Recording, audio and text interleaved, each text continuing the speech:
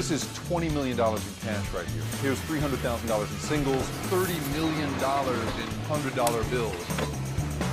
Whether it's cash, gold, or digital bits, we all know that money makes the world go round. And what that money is worth depends on trust. Trust that the engines that power it all won't fail. I'm Jake Ward, and for the first time, National Geographic is going to take you inside the system. Places that you're not allowed to bring a camera, straight into the vaults of the world's largest stash of what you want, need, and bust your butt to get. Money.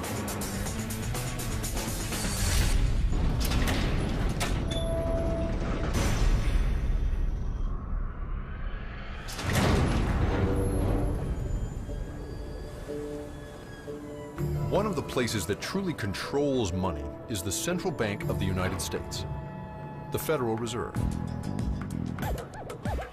They count it, store it, move it, inflate it, deflate it, destroy, stabilize, lend, and buy it, and make a profit off of it.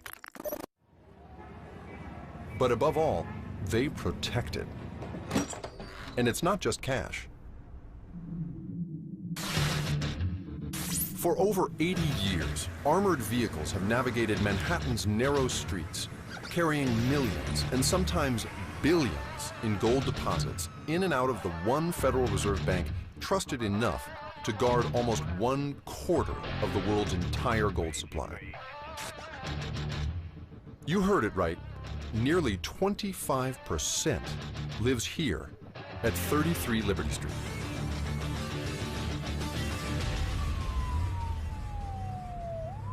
Today, a hefty deposit is on its way in, and this driver is the first line of defense. For obvious reasons, we can't really tell you his name, but he's not alone. His partners are armed, and the vehicle itself is like a vault on wheels, able to withstand bullets, even hand grenades.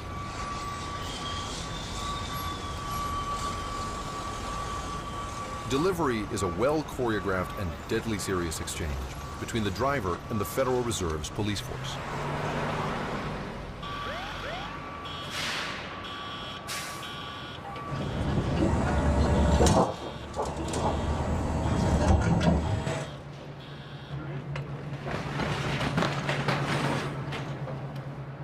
This small stack may not look like much, but if you tried to put it in the back of your car, you'd blow out the tires. There are a lot of guns here right now. It's kind of nerve-wracking to be around it. The gold is met at the loading dock by the Fed's vault auditor and its custodians. We have over a ton of gold right here, and street value today is over $55 million. Are you still into gold? Like, does gold have an effect on you emotionally, or are you sick of gold? You never get sick of the gold. Yeah, really? It puts a smile on people's faces when they come down to see it, and even puts a smile on our face when we're down there working with it. It just never loses its luster. Our camera crew is making a normally smooth exchange a little hectic. They're obviously a little nervous about it because this is a first. There's not a lot of hanging out with the gold just sitting here. After sorting out who's allowed to go inside with the cameras, they get down to the business of making the deposit.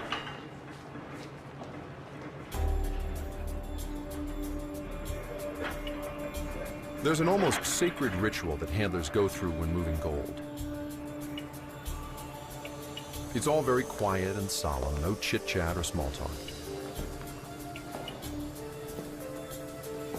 The armored truck company's drivers are fully responsible for the gold as they descend 80 feet below street level to the world's largest underground gold vault.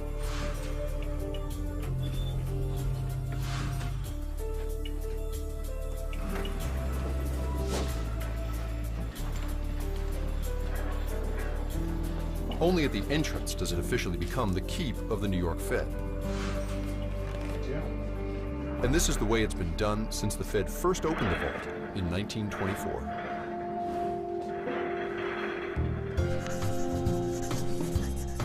The New York Bank is one of 12 that make up the Federal Reserve System. Together, they're like the ultimate piggy bank, a place where your bankers bank. And if there's a financial panic, the Fed acts as a lender of last resort. That creates a kind of trust in the entire system. So from the beginning, Fed banks were built to look imposing, like fortresses of money.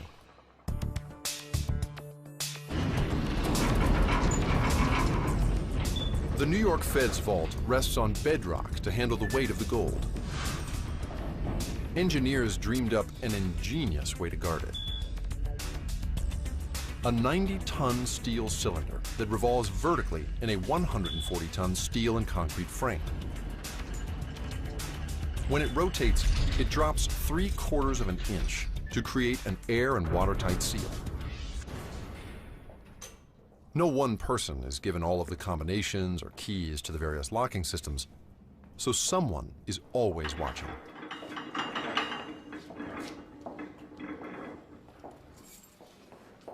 So now there's 3 of you. It takes 3 people to open the door? Yeah. I see.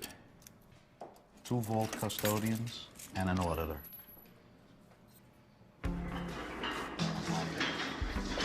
Welcome to about a quarter of the world's official gold supply.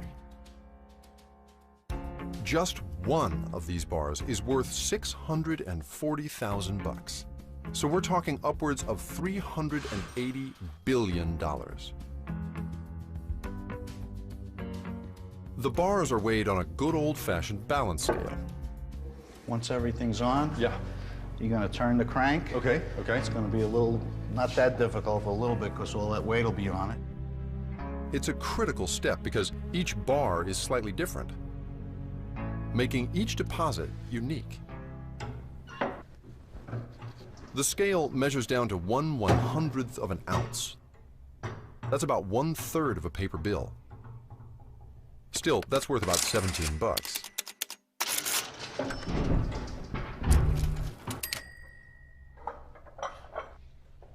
Ron here has stood as guardian of the gold for 40 years. This is the year in which the bars were cast.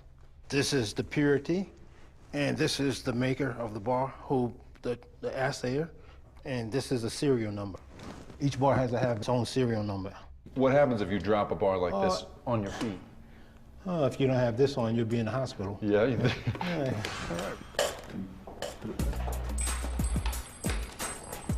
All right, so I'm about to pick up $640,000.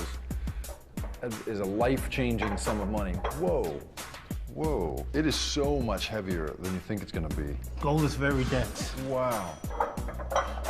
So whose gold are we handling right now? Country, central bank. Do you know? I mean, can we tell from looking Oh, at no, this? we can't tell. You can't tell me? No. I see. There are rules about that kind of thing. The Fed's discretion and intense security are so trusted that few depositors have ever even asked to see if their gold is still here.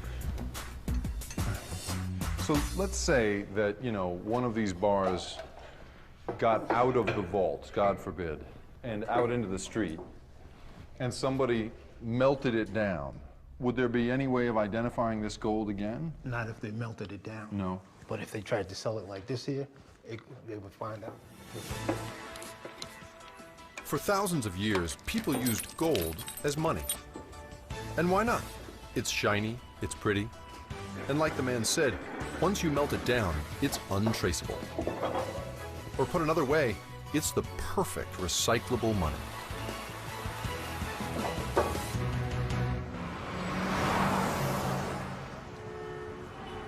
One of the places where this precious metal's given new life is New York's Diamond District.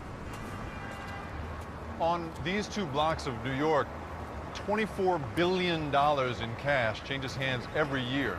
We've negotiated access to get behind the storefronts to see how everybody from low-end street dealers to high-end brokers are dealing in gold.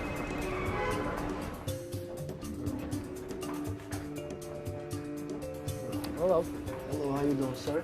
Very good. Alexander Rogovsky has a hefty chunk of that $24 billion inside his bag. Selling today? Got some gold, got some silver bar. He has gold to sell. a lot of it. And he's about to find out what it's all worth. So I was wondering if you can tell me what I can get for this. Надо что, пускай тянут, реально пускай скажут сумму. Когда если, послушай, если они 14 берут, пускай тянут и 3 недели. Is this 14? Dmitry Nezhinsky is one of hundreds of brokers who work New York's Gold District. Business is booming. When there's a financial crisis, people tend to look for security in gold. Here is 18 karat. Yeah, it goes up and down, but now it's better than other times because it just came up from 1,500, so you're selling it at the right time. In 2010 alone, the price of gold hit record highs 22 times. We pay top dollar for your gold. The gold comes in from all walks of life, so it helps that Dmitry can speak 5 languages. You come back here, okay? 48, $14,064 for 14 karat gold. Then you have 10 karat gold. I can give you $1,800 for that. The coin, this coin is the pure gold, right? So this is $20,900. I'll give you $11 difference, so you can come back to us. Thank you very much.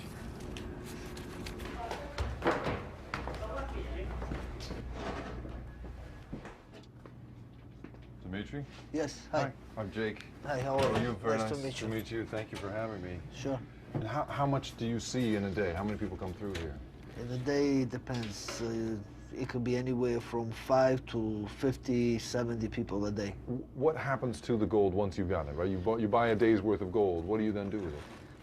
Once we buy gold, let's say we buy, this is about $25,000 worth of gold. Okay. Once we buy this gold, we melt it down to a small brick, and then we have it tested and sell it.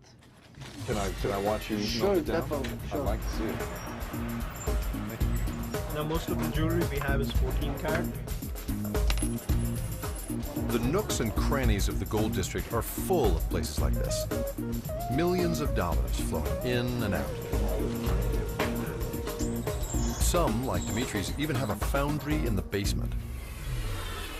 How are you, my friend? No! Oh my God, you serious? It's the mayor, this guy. Please, man, I wanted to melt it. Not ready? Okay.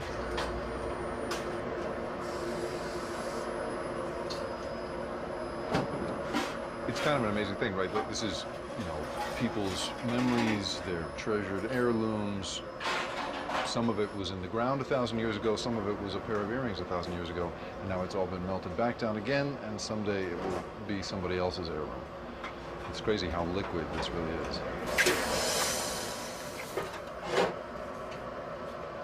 So, are you sick of gold? I mean, do you still like the look of gold? I love it. You do? I love it, yeah. You do? Yeah, definitely. Who doesn't?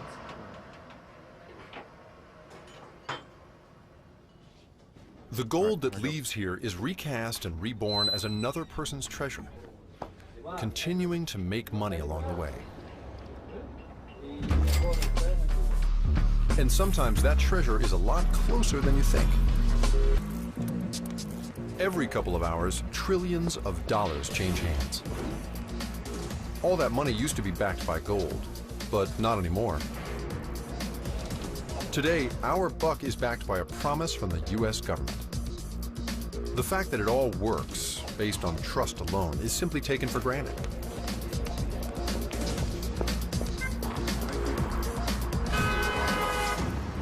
Hi, good morning. I'm trusting this driver with my money and my life, right? I'm trusting that he's not going to cheat me.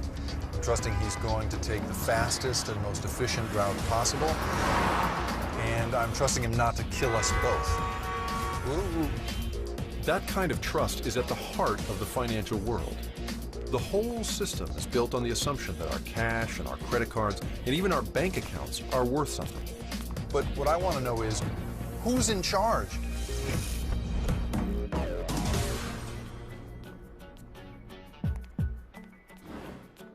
I've come to Washington, D.C. to meet the head of the entire Fed system. You know, he's been dealt some of the most difficult cards in the history of finance. You said that Mr. Bernanke just happens to be the most powerful nerd on the planet. The Fed that was responsible for this. Sure, the Fed played a role. Federal Reserve Chairman